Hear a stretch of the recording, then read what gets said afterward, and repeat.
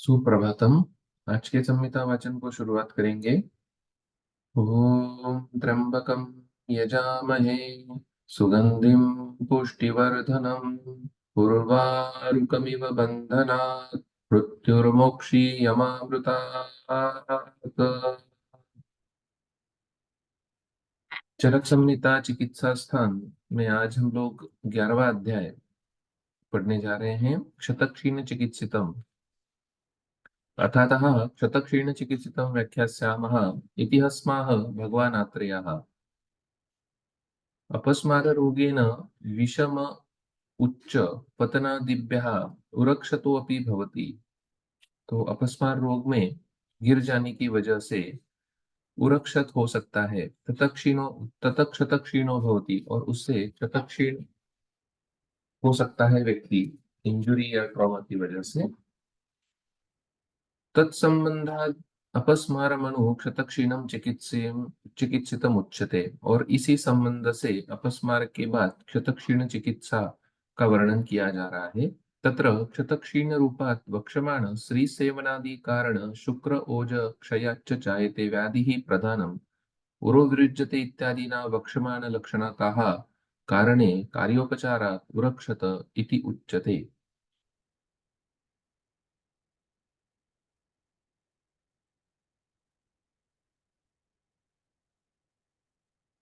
तो क्षतक्षीण, तत्र क्षतक्षीण रूप से वक्षमान जो श्री सेवनादि कारण है, उनसे शुक्र और ओज के क्षय से होने वाला व्याधि प्रधानम उरो विरुज्यते। तो वो व्याधि प्रधान है। तो उरो विरुज्यते इत्यादि ना वक्षमान लक्षण कहा कारणे कार्योपचारा उरक्षतः इति उच्यते। तो उसको, वो क्षतक्षीण को ही कारणे, कारण जो है उसका वो उरक्षत है, या उसका कार्योपचार, कार्य या उपचार के एंगल से भी उसको उरक्षत नाम से जाना जाता है। और यदा क्षीण क्षत इति पाठः तदापि क्षीण शब्देन शुक्र ओजः क्षययुक्ता पुरुषः उच्यते। तो जब जब हम लोग क्षीण क्षत ये वर्ड यूज होगा, तब तक क्षीण शब्द से शुक्र और ओज का क्षय हुआ हुआ पुरुष जाना जाए। तो हमने राधे एक्समा में भी ये बात देखी थी कि क्लिनिकल प्रेजेंटेशंस में एक बात तो सर्वधातु क्षय ये राजे एक्समा में, और यहाँ पर शुक्र और ओज का क्षय ये क्षीण शब्द से प्राधान्यता से लिया जाना चाहिए। ये एक बात डिस्कशन के लिए हम लोग जरूर रख सकते हैं। पुरुषः उच्यते क्षीण शब्देन शुक्र ओज क्षय युक्तः पुरुषः उच्यते। तथा क्षीणे च पुरुषे क्षतं भवति इति हेतोः क्षत क्षीण इति उच्यते। तो क्षीण पुरुष में उसका क्षीण जो शुक्र और ओज हुआ है, उसका हेतु जब क्षत हो जाएगा तब उसको क्षत क्षीण कहा जाएगा। ट्रॉमा के कारण जब उसको क्षय शुरू हो जाएगा धातुओं का, तब उसको क्षत क्षीण कहा जाएगा। तो ट्रॉमा ये मेन कॉज होगा, और शुक्र और ओज का क्षय होगा, तब उसको क्षतक्षीण कहा जाएगा। अन्य तो क्षतश्च क्षयश्च इति क्षतक्षय इति आहु तेन रोगद्वयम् एतत्। बाकी लोग ऐसा कहते हैं कि क्षत भी है और क्षय भी है, तो उसको क्षतक्षीण कहा जाए। तो ये दो रोग अलग अलग है, ऐसा टीकाकार का मानना है, और सही भी है।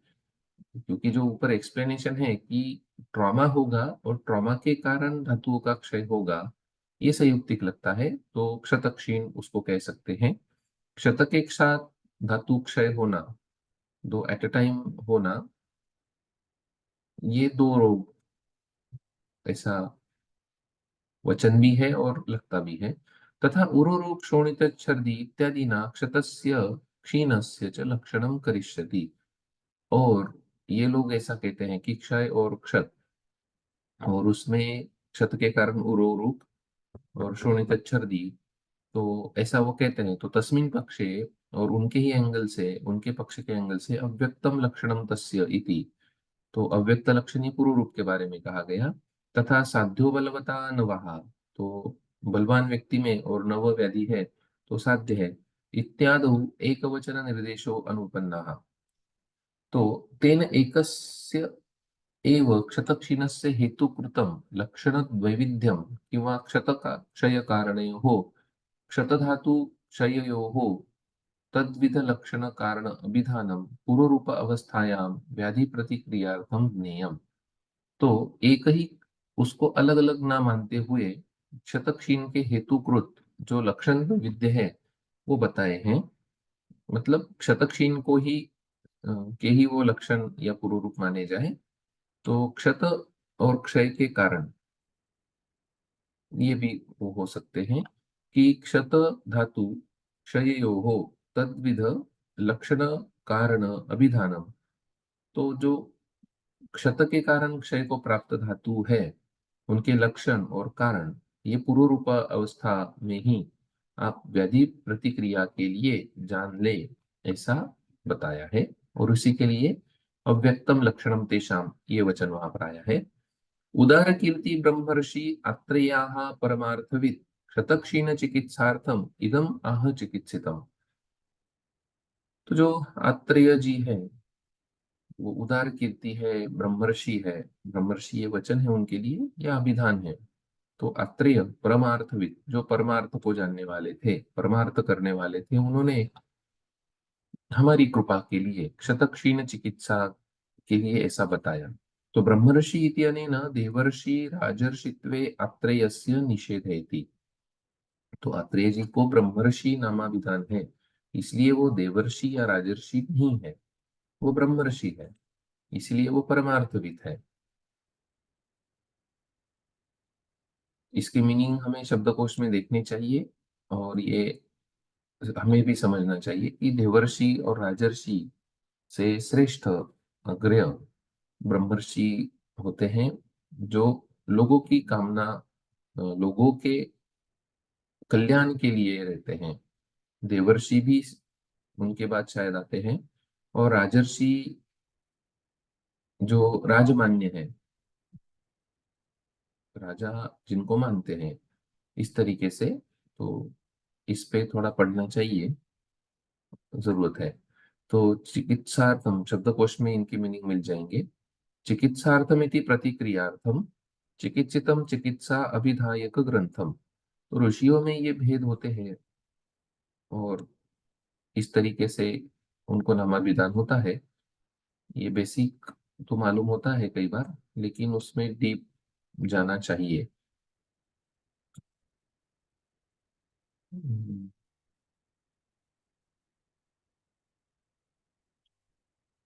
क्षतक्षीण के हेतु धनुषा आयस्य तो अत्यर्थम भारम उद्वहतो गुरुम पततो विषमोच्छेभ्यो बलिभिः स्नः युध्यता वृषं हयं वा धावन्तं दम्यं वा अन्यं निगृह्णताः शीलाकाष्ठश्मनिर्घातात् क्षिपतो निघ्नताः परान् अधियानस्य वात्युच्चैः दूरं वा व्रजतो द्रुतं महानदीं वा तरतो हयैर्वा सह धावताः सहस उत्पततो दूरं तूर्णं चति प्रनृत्यताः तथा अन्यैः कर्मभिः क्रूरैः वृषम् अभ्याहतस्य च वीक्षते वक्षसि व्याधि बलवान् समुदीर्यते स्त्रीषु चाति प्रसक्तस्य रुक्ष अल्पप्रमिताशनः।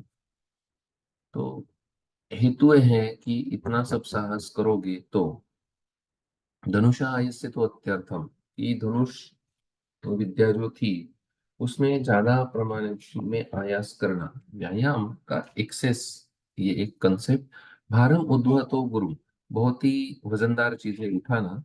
पततो विषम उच्चेभ्यो हो, विषम जगह से या ऊंची जगह से आप गिर जाते हो। या बलवान के सह युद्ध करते हो, बलि भी सह युद्धता। वृषम हयम व धावंतम, बैल के साथ दौड़ते हुए, बैल या घोड़ा।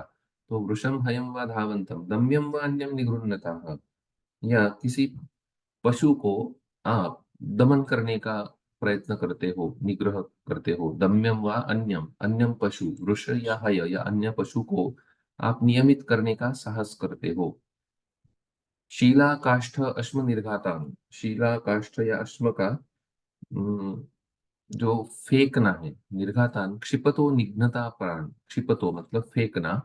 तो वजनदार वस्तु, जैसे ऊपर कहा कि भारम उद्वह तो गुरु, तो गुरु जो है उसको आप फेंक रहे हो। निघ्नता परान, या दूसरों को मारने जाते हो, निघ्नता परान दूसरों को तकलीफ देने जाते हो। अधियानस्य व अत्युच्चैः, बहुत जोर से पढ़ते हो, अधियानस्य, या गाते हो या बोलते हो, ऑब्वियसली ऊंची आवाज में। अत्युच्चैः दूरम व व्रजतो द्रुतम, या फिर बहुत ज्यादा डिस्टेंस आप स्पीड में कवर करना चाहते हो, शीघ्रता से दूर दौड़कर।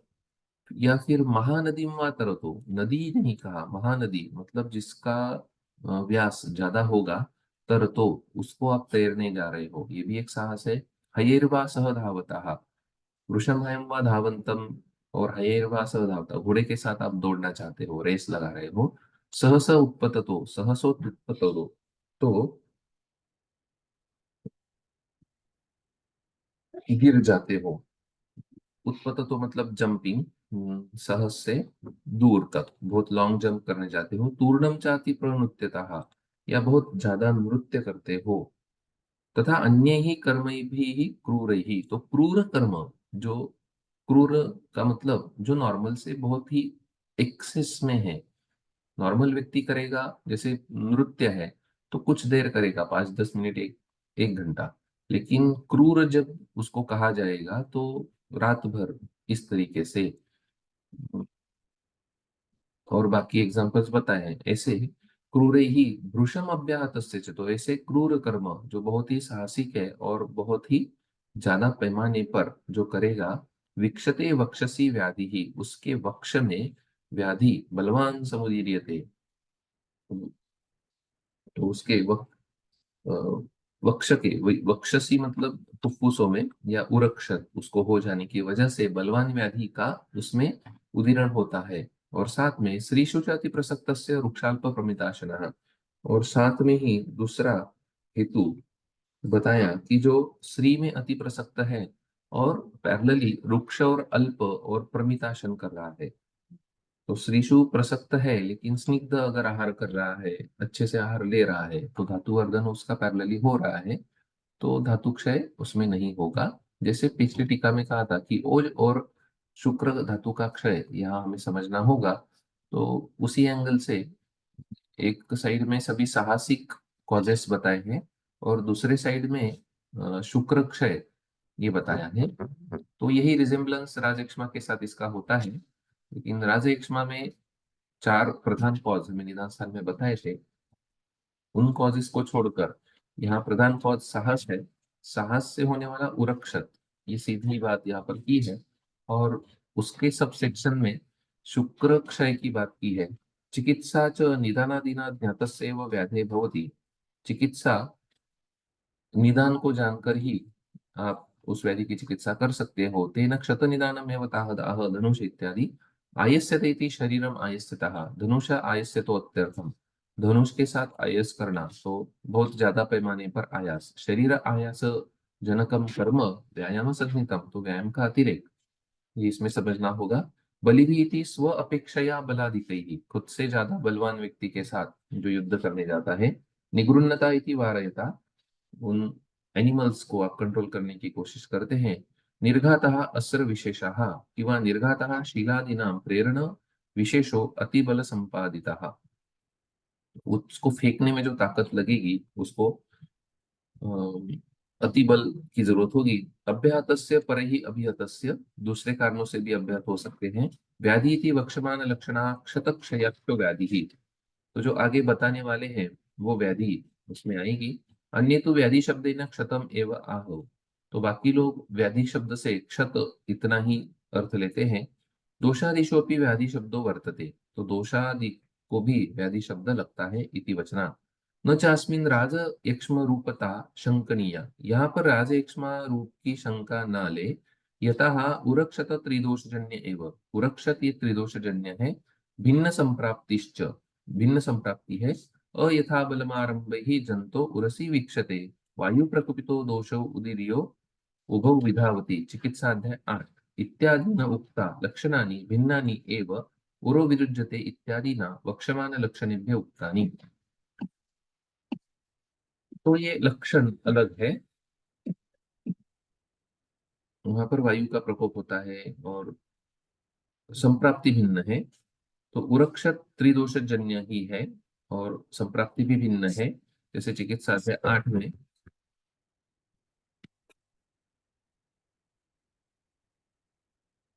बताया था। इत्यादि न उक्ता लक्षणानि भिन्नानि एव उरुज्यते इत्यादि न वक्ष्यमाण लक्षणेभ्यो उक्तानि। अतएव एवहानयोर्भेदं वक्षति उपेक्षिते भवेद अस्मिन् अनुबंधो ही यक्ष्मणाः। और इसको आप उपेक्षा करोगे तो आपको राजयक्ष्मा का अनुबंध हो सकता है। ये आगे कहा है इति श्रीषु चाति प्रसक्तस्य वृक्षाल्प प्रमिताशिनः बलवान व्याधि समुदीर्यत इति संबंधः। तो ये उसका संबंध है। और प्रमिताशनम मतलब एक रसाभ्यासः, मात्रा में कम जो लगता था उसकी जगह एक रसाभ्यासः किंवा अतीत काल भोजनम, काल को फॉलो नहीं करता, इसको भी प्रमिताशन बताया गया है। प्रमिताशनम एक रसाभ्यासः किंवा अतीत काल भोजनम, काल चले जाने के बाद किया हुआ भोजन। उरो विरुज्यते तस्य भिद्यते अथ विभज्यते, उसके उर प्रदेश में विरुजा रुजा उत्पन्न होगी और वो भेदन हो जाएगा, उर का भेदन हो जाएगा। सिंपल वर्ड्स में लिखा है विभज्यते। तो जो ट्रॉमा है लंग्स में हम लोग उसको लिटरली समझ सकते हैं। प्रपीड्यते ततः पार्श्वे, और उसी वजह से उसमें पीड़ा उत्पन्न होगी पार्श्व में। प्रपीड्यते ततः पार्श्वे शुष्यति अंगम प्रवेपते, उसके अंगों का शोष होता है और वेपन उसमें प्रोड्यूस होता है। क्रमात्, क्रम से, वीर्यम पहले वीर्य, फिर बल, वर्ण, रुचि, अग्निश्च हीयते। क्रम से वीर्य, बल, वर्ण, रुचि और अग्नि का ह्रास शुरू हो जाएगा। और फिर ज्वरो, व्यथा, मनोदैन्यम, विडभेदो, अग्निवधापि, साथ में ज्वर, इन्फेक्टिव फोकस जरूर आएगा, उस एंगल से यहाँ ज्वर आ सकता है। व्यथा, व्यथा हो जाती है कि उसको समझ में नहीं आता है। और मनोदैन्यम, मन से हार जाता है या दीनता आ जाती है। विडभेदो, अतिसार, अग्निवध, तो अग्निवध के कारण विडभेद मतलब अतिसार, ऐसा भी हो सकता है। दुष्टः, शावः, सुदुर्गन्धः, पीतो विग्रथितो बहु, कासमान च श्लेष्मा स रक्त संप्रवर्तते। और ऐसे में दुष्ट, शाव, दुर्गंधि के साथ, पीत और ग्रथित और बहुमात्रा में, श्लेष्मा सरक्त के साथ, कासमान व्यक्ति को प्रवर्तन होता है। सक्षता क्षीयते अत्यर्थम, और इस तरीके से इस क्षत के कारण क्षीयते अत्यर्थम तथा तथा शुक्र ओजसो क्षयात्, तो यह व्यक्ति क्षत के कारण क्षीयमान अवस्था को प्राप्त होगा। और दूसरा कॉज है शुक्र ओजसो क्षयात्, क्षत के कारण भी क्षीयते होगा और शुक्र ओज के क्षय के कारण भी होगा, इसलिए इसको क्षतक्षीण कहा जाता है। हमें डाउट प्रोड्यूस होता है शुक्र ओजसो क्षयात्, ये सप्लीमेंट हर बार दोनों बार जुड़ी है, उसके कारण डाउट होता है। लेकिन जहां क्षय होगा और क्षत जब प्रधान कारण होगा तब उसको क्षतक्षीण कहा जाएगा। तो क्षत के कारण क्षय हो रहा है, ये बात सही है। और पहले जो लक्षण आपको मिलेंगे वो शुक्र ओज के क्षय के मिलेंगे, ये भी एक बात हो सकती है। तो जो पल्मोनरी सिम्टम्स की बात करेंगे वही सभी यहाँ पर मिलते हैं। न्यूमोनिया से भी आप शुरुआत करो तो भी, जो भी ट्रॉमा है या भी कोविड में भी आपको जो लक्षण मिले कि वहां पर जो लीजन होता है, या ट्यूबरकुलोसिस में भी, तो हर एक बार आपको ये लक्षण उन व्याधियों में मिलते हैं कि उर में पीड़ा होती है। पार्श्वशूल, जो बैक साइड है, वहां पर स्कैपुलर एंगल के पास वहां पर पीड़ा होती है। टैपिंग भी हम लोग वहीं पर करते हैं या एंगल में करते हैं, रीनल एंगल के ऊपर। और उसी में ये कफ का या श्लेष्मा का प्रवर्तन, ये सभी लक्षण उसमें होते हैं। तो इस तरीके से रेस्पिरेटरी सिस्टम रिलेटेड डिसीजेस को हम लोग शतक्षीण के अंदर जरूर इवेल्युएट कर सकते हैं। और शिखरो भोज के क्षय, प्रतिलोम राजेक्ष्मा जो कहा जाता है उसके जैसा ये शुक्रोजसो क्षयात वाला वचन लगता है। और इसके हिस्टोरिकल एग्जाम्पल्स भी है। माधवराव पेशवा जी का जो वर्णन है वो राजेक्ष्मा के कारण था, प्रतिलोम शायद नहीं था, लेकिन राजेक्ष्मा का ही वो एग्जाम्पल मिलता है। तो लेकिन हम लोग अभी क्षतक्षीण के बारे में सोच रहे हैं तो कंफ्यूज नहीं होते हैं। क्षतक्षय लक्षण माह उर इत्यादि विद्यते इति विदीर्यते, वहां पर ट्रॉमा होता है, ये सीधा वचन है। तो अग्निवद वधादपि इति अत्र अग्निवदं विना व्याधिमहिम्ना विड्भेदो भवति इति दर्शयति। तो विड्भेदो अग्निवधादपि, विड्भेद होगा और अग्निवध के कारण भी होगा। तो अग्निवध के कारण विड्भेद या व्याधि महिमना के कारण विड्भेद। अन्य तो विड्भेदो अग्निवधस्तथा इति पठन्ति, तो पाठभेद तथा का भी है, दोनों को साथ में भी मानते हैं। दुष्टः व्यापन्नः क्षीयत इति धातु क्षयवान भवति, न केवलम क्षतादेव क्षीयन्ते।